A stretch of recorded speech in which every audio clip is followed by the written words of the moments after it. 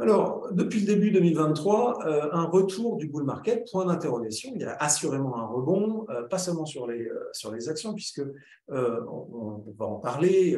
Chez Finatis, on investit beaucoup au cœur de nos portefeuilles sur les marchés d'actions, pas toutes les actions, bien sûr, mais en tout cas, on aime beaucoup les titres de propriété que sont les actions, et encore plus dans un univers un peu plus inflationniste tel qu'on le connaît aujourd'hui. Mais d'autres marchés sont concernés. Si on regarde le marché des changes, eh bien, depuis mi-octobre, en fait, on a une inversion de tendance de moyen long terme. Là, on a affiché le dollar yen, et c'est la même chose sur le dollar euro. Eh bien, le dollar se retrouve ou se déprécie par rapport aux autres devises. On a vu un mouvement de hausse très significatif sur toute l'année 2022.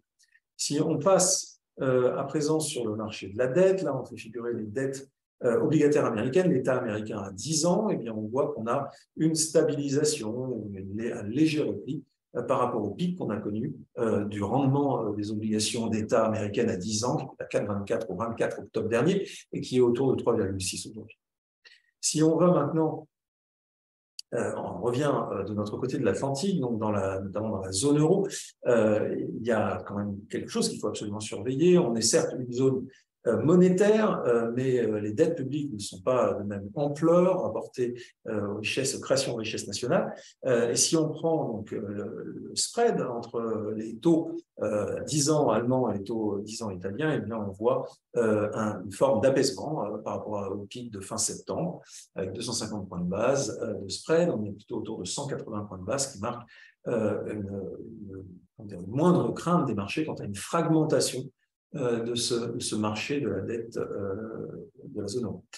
Si on regarde sur les différentes classes d'actifs, on fait un peu de cross-asset, regardons les obligations comparées aux actions et comparées au change, eh bien, on voit que l'indicateur de la peur, ce que certains appellent l'indicateur de la peur, donc la volatilité, si on le mesure sur ces différents actifs, eh bien, tous ces indicateurs Hop là, on n'a plus de micro.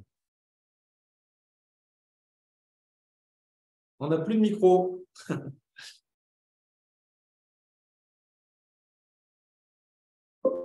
Voilà, j'espère que tout le monde... Donc, en l'occurrence, donc l'indicateur de la peur ici sur les différentes classes d'actifs, mesuré par la volatilité, donc la fluctuation des classes d'actifs considérées. Si on compare les obligations en bleu ici, c'est l'index Move, la volatilité des changes mesurée par JP Morgan, ou le VIX, donc là on parle des actions américaines, eh bien on est sur des niveaux de repli par rapport à ce qu'on a pu connaître antérieurement, et notamment en octobre. On est sur des niveaux beaucoup plus, comment dire, confortables, avec autour de 20 sur les actions, 20 de volatilité.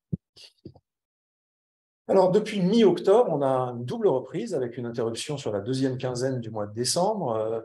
Aujourd'hui, on pourrait tenter de dire que cette dernière quinzaine, qui était très désagréable pour nous investisseurs, c'était une respiration. On a connu quand même deux beaux rallyes haussiers, en tout cas de beaux rebonds, avec un Eurostock 50 qui a fait plus de 26% sur la période depuis mi-octobre à la fin de l'année, et qui a fait de nouveau depuis le début de l'année, sur 6 semaines, plus 12%. Et on observe la même chose tant de l'autre côté de l'Atlantique que d'une manière générale dans le monde, plus 17% sur le MSCI World, plus 8% depuis le début de l'année sur le MSCI World. Alors, au sein de ces equity, de ces indices, pardon, que s'est-il passé? Voilà, donc on est parti des marchés les plus liquides et les plus profonds qui sont les devises et les obligations, et petit à petit on descend. Donc on a vu les indices actions, et à l'intérieur des indices actions, effectivement, les secteurs. Donc là, c'est depuis le 1er janvier, cette fois-ci, et ce sont les secteurs du S&P 500. Et là, on voit qu'il y a une dispersion très impressionnante, puisqu'entre l'auto et la boisson, on est déjà, l'année a à peine démarré, on a déjà 70% d'écart entre ces deux secteurs, ou entre voilà, film et divertissement et alimentaire, on est presque à 40. La raison, c'est que bien sûr, il y a des valeurs à l'intérieur de ces secteurs qui bougent beaucoup.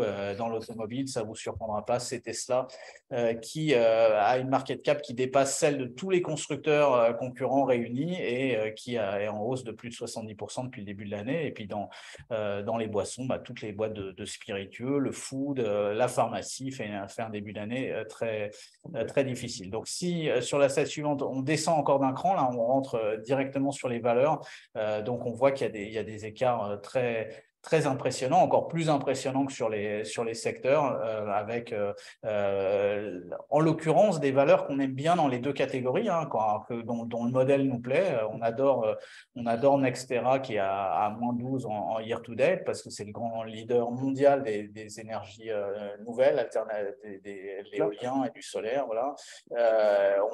Mais on adore aussi Nvidia, où on aime beaucoup Meta, et c'est des titres qui ont pris 50-70% depuis le début de l'année.